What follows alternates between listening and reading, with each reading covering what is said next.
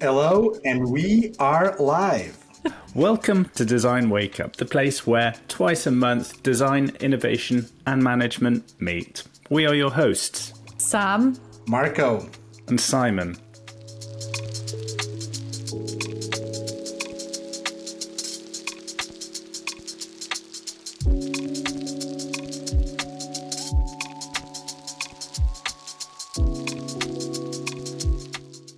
We've got a confession to make.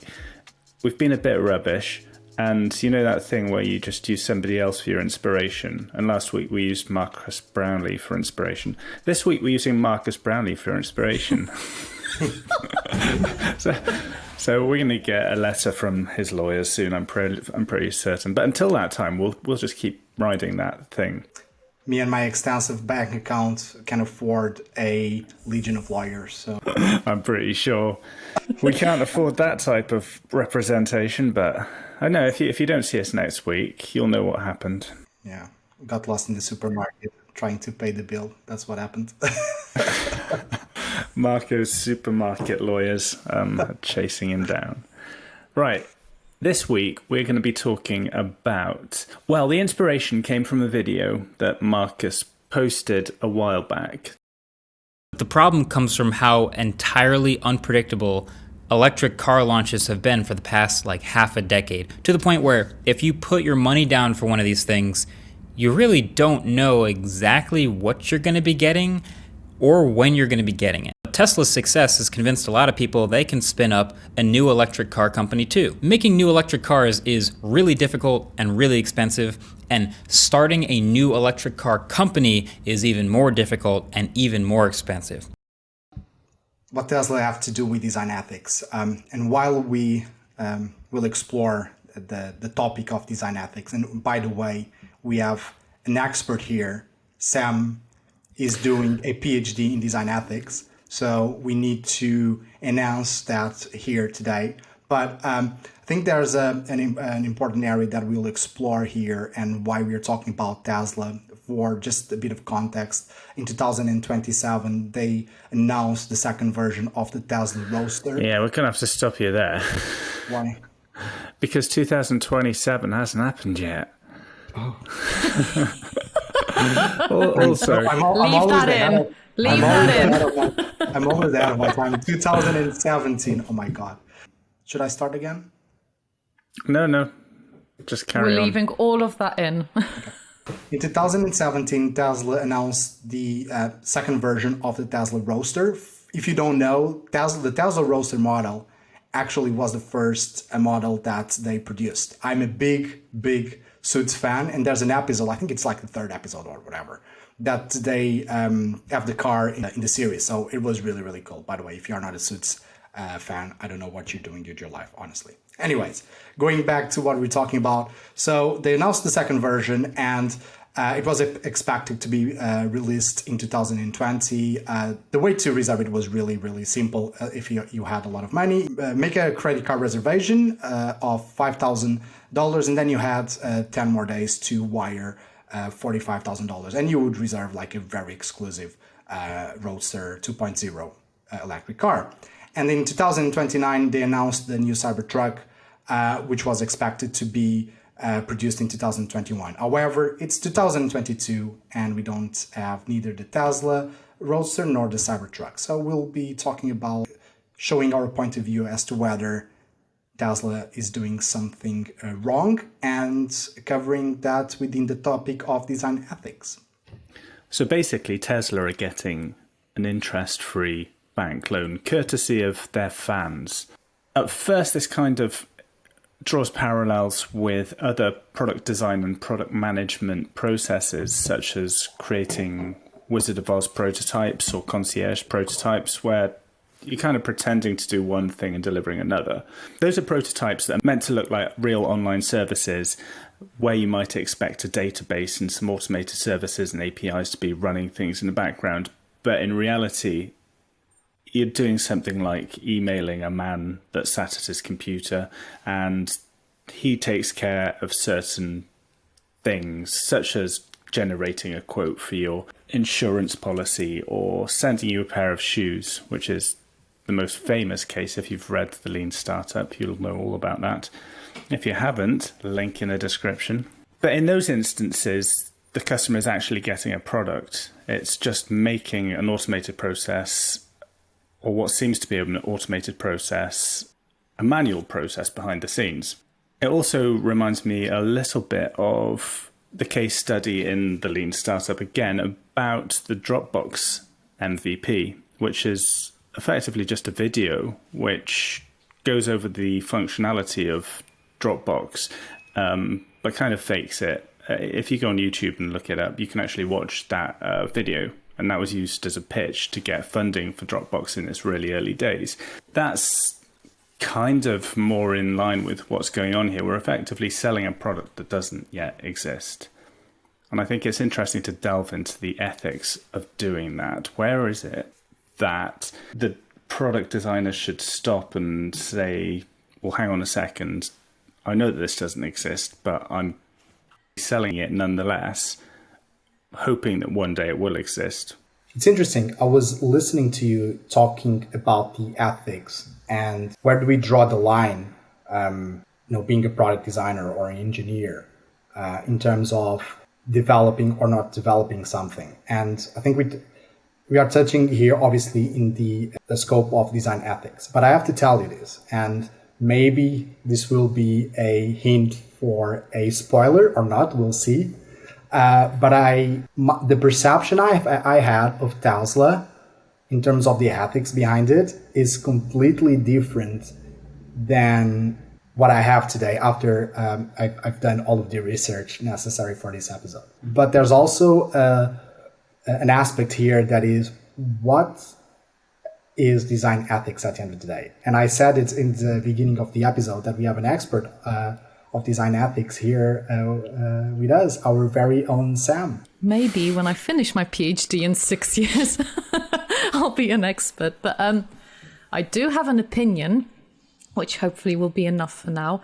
I think, as a designer, you have a lot of impact and influence on the end user, how they think, how they interact with your product, how they behave. And very often designers are expected by the organizations to influence users, and it's not always in their best interests. And very often we've got a decision to make between what's best for your employer or what's best for your user. Because design ethics is something that I'm very passionate about and something that I think is very important right now. It's in a conversation that is fairly new. Not a lot of people are talking about it, but it's something that we definitely need to talk more about. And I think it is up to the designer to sometimes say no and just say, there are different ways of doing this. We need to rethink this, because at the end of the day, if you're harming your user, you will fail at some point, and users will start to get annoyed, and you will get bad reputation and stuff. And maybe not in the sphere of electric cars, because it's not really my biggest interest, but I do have a few examples of where the ethical decisions that designers made impacted, what then happened with the product. So got the example of Volkswagen and what they did with their CO2 emission situation, where it was the designer that actually went to jail for it. I think it might even be the first time in history that a designer actually the programmer went to jail for that fraud that happened. And I think it's now the best time for designers to start talking about what kind of interventions do we need to do on the product lifecycle journey to safeguard the user, but also safeguard our jobs. Because, in the end, these things are starting to come out, and it is starting to show which products were created with the user's best interests at heart and which ones were created more just to make money. So are we saying that there's a principle behind design ethics? Because most of us know the principles of Agile, and the manifesto by which it follows the principles. So are there any principles as well in design ethics, and what is happening today?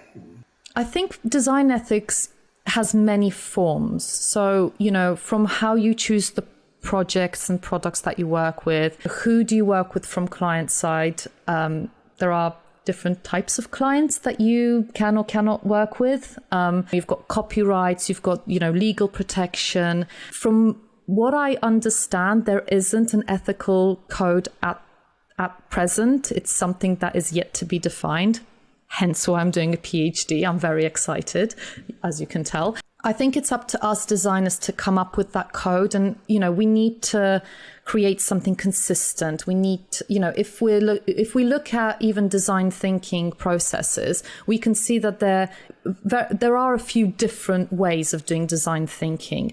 There are different ways of creating products. Like the premise is the same. Like you've got 4 stages, 5 stages, 6 stages, depending on which one you choose.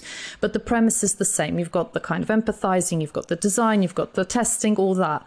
But there isn't any ethical interventions along the way. So that's kind of what I'm really interested in. What do we need to do to safeguard the users? Currently, when you look at policies and you look at any disclaimers, it's more the user's role to speak up and say, oh, this product is unethical. But I don't think we should put that on the user. I think it's up to us to design things that are ethical and safeguard the user and future-proof the product. In answer to your question, Marco, not as yet. I think every company makes their own ethical decisions, but I definitely think it's something that we need to speak more about. As I was reading more about design ethics, I found myself realizing that a lot of the companies that I follow already implement some of the idea behind what design ethic is. It's about the user, so it's about providing the best experience for the user, making sure that whatever you do is accessible for your users, that you don't leave anyone out. Transparency, for example, if you have a subscription service, it needs to be transparent. And we see an evolution of that happening, right? Before, it was a struggle, it was a pain for a user to cancel a service. Whereas now it's so much more seamless, the experience you have behind that. And it falls down to an important area that I think also more and more people are concerned about, which is sustainability. So how can you, whatever you make, deliver better and more sustainable outcomes? And as I said, you kind of have those principles starting to be shaped in some of more cutting edge and responsible type of organizations. We're in this space right now where digital services are taking over our lives. They have an effect on real people, and those effects create ripples. So when you were saying just now, completely correctly, that, there's a focus on the user, on the ideal user journey, on making products that are fit for users, absolutely. But are we thinking about the future? Are we thinking about the ripples that they create? Nudge theory, for instance, governments take for granted the nudges that they ask their behavioral science teams to design. Are they really focusing on the end user and what kind of what kind of effects it will have on their lives 10 years from now? Maybe, maybe not. At the moment, there are no policies that govern digital services when it comes to the ethics of design. They're treated very differently. When you look at automotive companies, they've got their policies in place. So when Volkswagen did whatever they did, people went to jail, people got sacked and whatever. But if Uber does something, nothing happens because it's a digital service, not an automotive company. So that's, I think, where we need to focus on. And my PhD, watch this space, will actually be focused on digital services. So that's where I want to start the conversation about creating interventions in the product lifecycle that make sure that we safeguard the user, that we're thinking about, 3 years from now, 10 years from now. And of course, we can't foresee everything because there are wicked problems, there are black swan events, there are different things happening. But I think as long as we're governed by certain ethical principles, at least we can say we tried. And I think that's already quite a lot, and definitely more than we're doing now.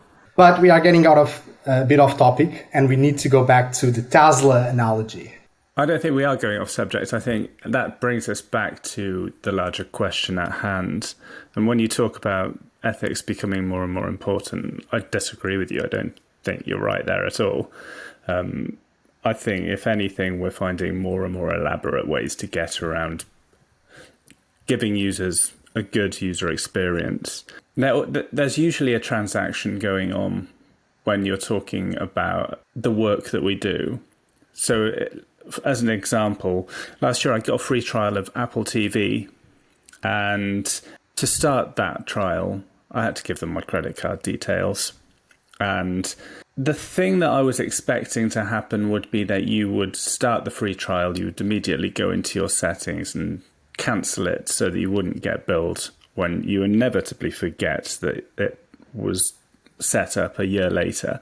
But that's not the case with Apple TV. If you cancel, you stop getting the service.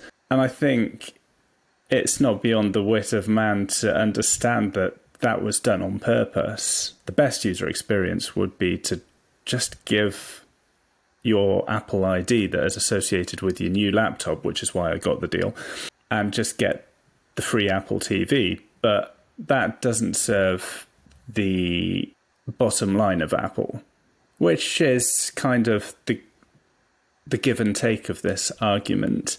They need to make money. I understand that. So I put up with the fact that I need to go into my calendar and set a date 11 months into the future to remind me to cancel that. Otherwise, I'm going to get charged for another year's subscription. And that's just one example. That sort of thing happens all over the place. I disagree with you. I don't think that is unethical. I'm sure at some point these companies must have hypothesized, for example, how would you try to deliver the best experience but still guarantee that you have a growth in paying customers. Yes, there was a moment, there have been situations where I wanted to cancel something and then I forgot. Fair enough. But is that really being unethical? Maybe did I say that it was unethical? I don't know. It doesn't really bother me that much. I think that's what they're playing on. It doesn't bother people that there's this certain expectation. It feels like it's a game. You know that I'm trying to get money out of you, but I'm giving you a service, so you're going to accept that, and we're going to play this little game of hide and seek until you've got what you want from me, and I've got what I want from you, and somebody's going to lose out at some point because that's the nature of life.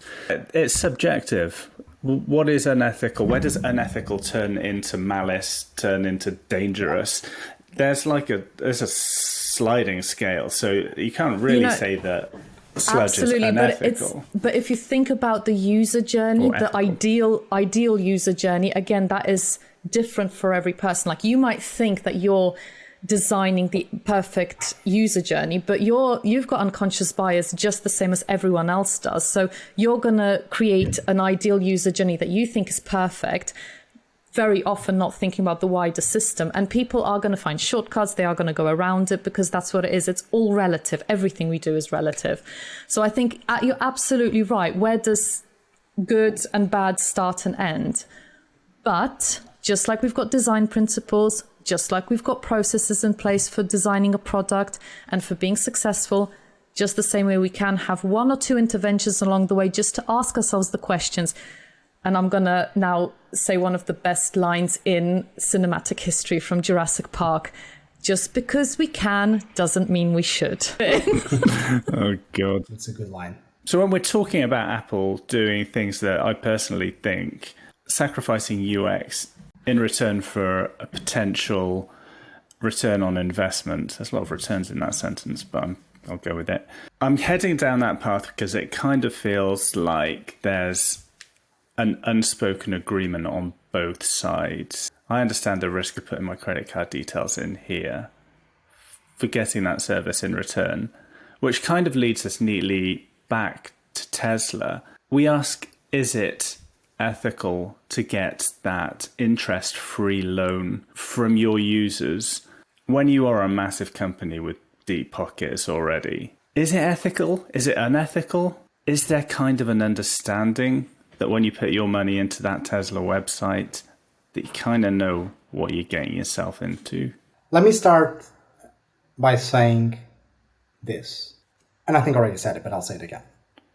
My perception before I started the research is completely different than what my opinion is today. Wait. Give us an overview. What was your perception before in one sentence? My perceptions before is that what they were doing was unethical, because they hadn't figured out how to make the car, and my opinion was they should. After making a more thorough research, is now completely different. This is not to say that some of the electric car companies are not doing unethical things, which they are, and hopefully we'll have time to talk about this, but not necessarily Tesla. Let me give a bit more context for people who are listening and don't know. Again, they promised to release Roadster in 2020 and Cybertruck in 2021, if I'm not mistaken. What happened in 2020? COVID. Now, with COVID, the chip industry was massively impacted. Massively impacted. Why? People working from home needed more computers and consumer electronics.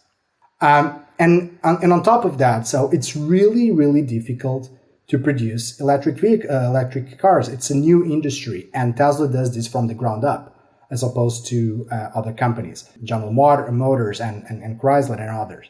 That's why they are, I think, a bit out of the game, but we'll get there in a second. So they were impacted. So they had to push some production lines a bit further, okay?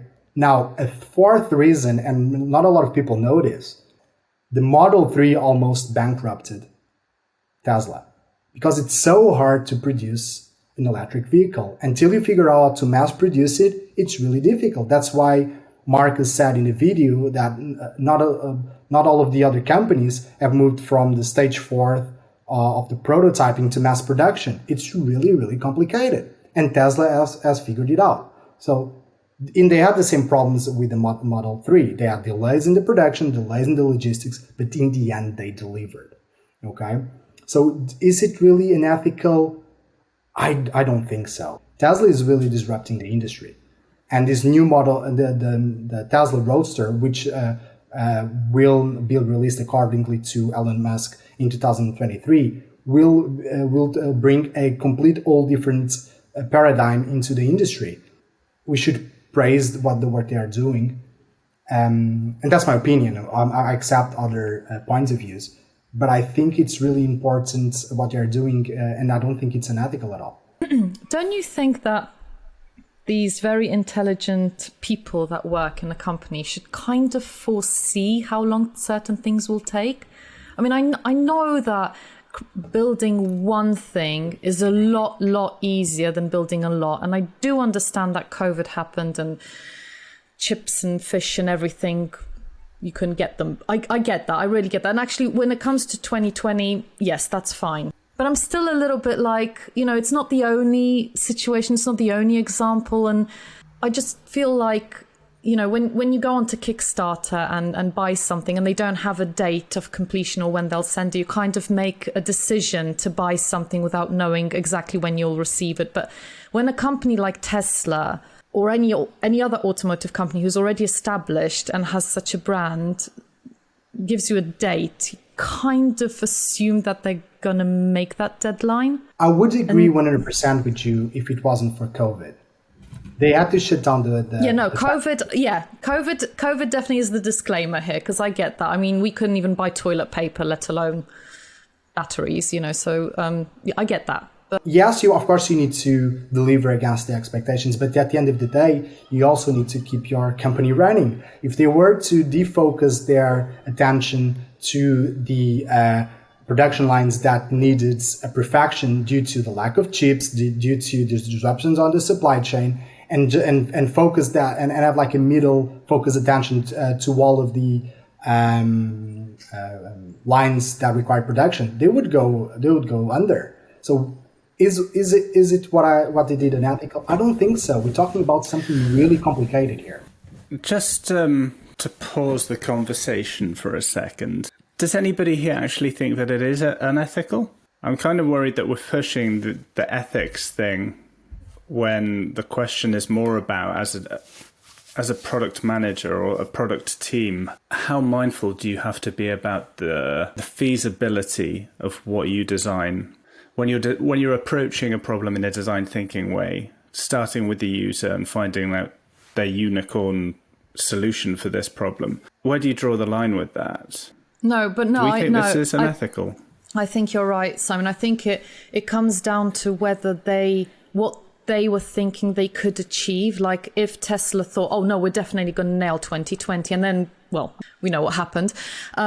Then absolutely ethical, because they couldn't Sorry, what foresee happened in it. 2020? Oh, you know that thing in 2020. You know that important thing in 2020. Yes, so I agree that in this instance, I don't think we need to talk about the ethics. I think, in my kind of ideal world, you wouldn't take money from people until you actually had the products, because that's kind of how we buy things in a shop, right? We go, we want ketchup, it's there, we buy it. But I do understand that with these companies, it is kind of crowdsourcing. They do need this money up front to be able to actually produce anything, because until they're established and they've got their own money, they won't be able to produce anything. My husband and I recently bought this really beautiful, extremely expensive clock, and I think we bought it about 6 months ago, and we still haven't seen it because they're producing it, and for obvious reasons they've got problems with sourcing the eco-friendly, sustainably sourced wood from wherever. So I don't know when I'm going to get it. Of course, they didn't tell me a date. They actually said they don't know how long it will take. So I think it was a little bit more ethical, but I think I kind of get both sides of the story. I still think that when it comes to digital services, there should be the ethical interventions and those principles in place. But I get your point, Simon, that Tesla probably didn't want to lie to people. They do actually want to make the cars and sell them. It's just life happens. So what do you think, Marco? This is probably more your area. What would you see as being the biggest risks associated with an approach like this? I'm guessing not delivering a car and sending people their money back, or not sending people their money back, would be up there. What's the name of the company? There's a company, electric car company, that Marcus talked about in the video that went through that situation. What we're talking about here. The company is called Lordstown Motors. They received a significant investment from quite mediatized companies and people. It went public, but they never delivered the product, and I think until recently they went bankrupt. So where do you draw the line? Have you seen the series on Disney talks about the life of Elizabeth Holmes and Theranos? Have you seen that? I haven't seen that, but I have read Bad Blood, so I know the story. It talks a lot about what we're talking about here. So she delivered a prototype, said that she would do a lot of things. She knew that the technology would never be able to deliver what she promised, which was to run analysis on battery exams analysis on a drop of blood that she would put into a box that they created, right? Then with robotics, they would run. So, and people tried to speak out against that, and they were all shut down. So it's never easy. Perhaps we're talking about a new movement here that we'll see soon, which will give some power to these product designers, people who work in the design of the product, to take control of the narrative. I don't think it's as easy as that. I would argue that she, in this instance, was the product designer. I think it all comes down to what do you define a designer to be. But I mean, do you think that she knew from day one that she couldn't do it and that she was just trying to make money? Or do you think that she thought similarly to when, I don't know, Steve Jobs went on stage and showed was it 3G iPhone, the first one, and it had plexiglass on it, and he put it in his pocket, took it out, and it was all scratched, and he gave his team, what was it, 6 months or something, to come up with technology that wasn't there. It was on a shelf somewhere, but with the technology to create glass that wouldn't shatter so easily but could be used on a phone. Do you think that maybe because, a lot of people have said that she was trying to be the kind of the female Steve Jobs. Do you think that she thought, I'll fake it till I make it, but I will make it? And she just didn't make it because it's not there and it's impossible at the moment in the current situation. But she believed in it so much. She told so many lies that she just couldn't get out of it. And in the end, it was like, I'm just going to carry on as long as I can. So let me answer to that and to Simon's previous comment. I can accept that. I can buy that. That in the beginning, she really believed in what she was doing. However, it was clear she knew. It was clear that she knew that she wouldn't be able to deliver what she promised. And going to Simon's point, in the beginning, she was a product designer. Further down the line, when the company was already quite massive and with a team of, thousands of employees, retailers to have their product in store for people to do the exams. That's when I think having a proper design ethics mechanism with proper governance would allow some of these designers to speak out. The amount of control and oversight and pressure that it was just beyond what a human can accept. It was crazy what she was doing. And so I think, yes, it's difficult, but we will need some more governance around design ethics, especially at a time where technology and AI, we are not talking about sentience, are gaining more and more preponderance. You keep saying allowing people to speak. Do you think that is the solution? Because it's the people's nuances, the way that they react to, like you say that she was the product designer to start with, but the next step, and I'm not familiar with the story, so I'm just pulling things out of the air here, but I presume the next step was that she was the boss, and then you need to think about the interactions employees and bosses have, and whether or not a product designer working underneath her would actually believe that what they were doing was wrong. And again, maybe in this instance they did, but there are lots of historical situations where pretty bad things have happened because there was a community or a hierarchy that legitimized those actions. Do you think it's time to take it out of the human's hand? Is it governance, or is it a set of rigid rules that can be followed? Yeah, it probably won't be as easy as just updating design thinking or human-centered design processes, because there are companies that will want to follow it. They want to be ethical. We've got B Corp organizations that are all about being more sustainable and more ethical, and they basically want to get certification to show that they are that kind of company. It's not only for the users, but also for talent, because more people are looking at those kind of things when joining a company. But I think it might be that it will just have to be government policies that allow those certain things and support the designers. You're absolutely right. Whistleblowers, we've seen time and again how they've been shunted, sacked, and some of them have even had mental issues because of the situation. I think, if I'm correct, in the Elizabeth Holmes story there was a suicide as well because of this. So absolutely understand that it's not always up to the designers that should speak up, because some organizations don't allow that and that are very hierarchical, and there are a lot of those unicorn companies in Silicon Valley that have the same situation. So I think it's probably going to have to be two things. First of all, giving the users the tools to be able to speak up in the companies where it is possible, and give them the tools to understand the ethics of design. And the second thing, it will have to be governments that implement some kind of policies if we really want to safeguard the user. I disagree with that perspective. I think there's something that can be done right away, more simplistic. So taking just the point on taking just the point of the governments needing to do something. They're already doing something, more and more we see policies. So, we'll get there. However, think about how a product manager, or the steps that a product manager needs to take when developing a product or engaging with the development team to architect the product.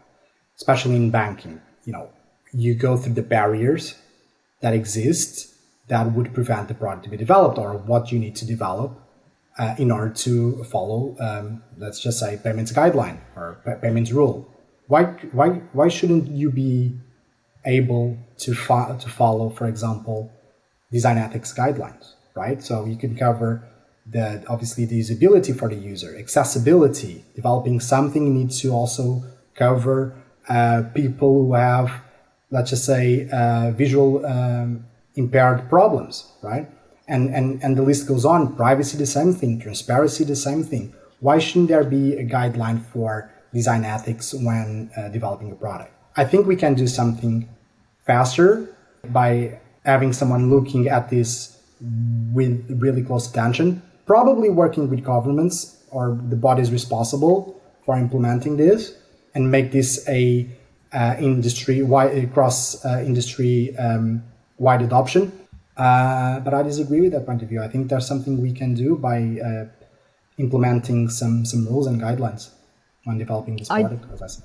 I definitely didn't say we can't. I just said that there are companies that will implement this and will want to, and there are companies that won't, because ethics is stifling. It takes away a little bit of the creativity. Similarly to accessibility, we all know that not all companies follow accessibility guidelines or government digital standard guidelines because they don't want to, because it's stifling, because it's boring, because they've got this idea and they don't need to. When GDPR came in, they started to think about data, didn't they? So I think, yes, you're right. But I think then it needs to come from both sides. I think companies need to implement it. And for those that don't want to, there needs to be some kind of a policy in place.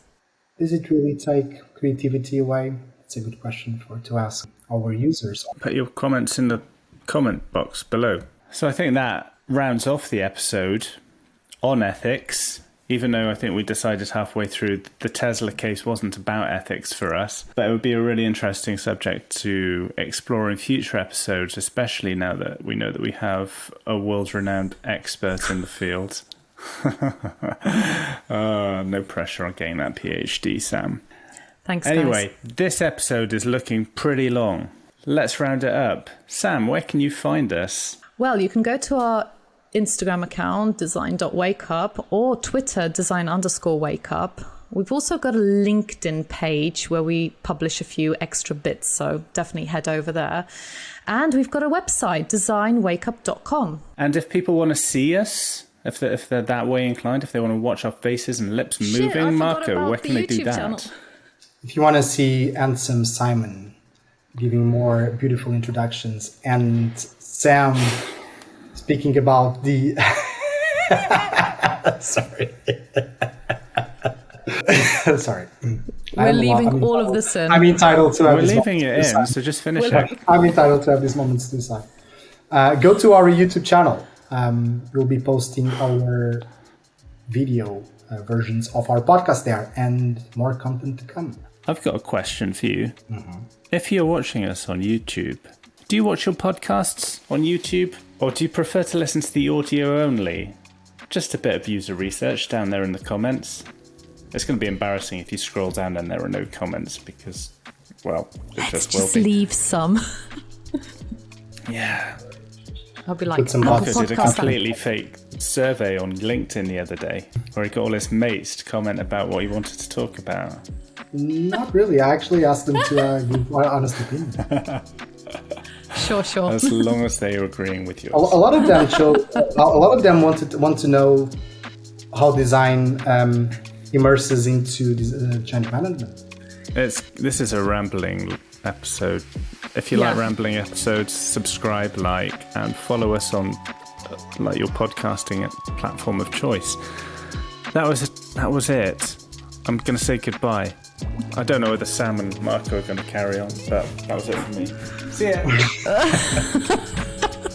I think I don't have it in me. I'm just going to kind of like swim away. Swim away, swim away. No. Swim, baby, I love you. Better swim away, swim away, swim away. You looking kind of shady. Don't call me baby. Better swim away. That was good.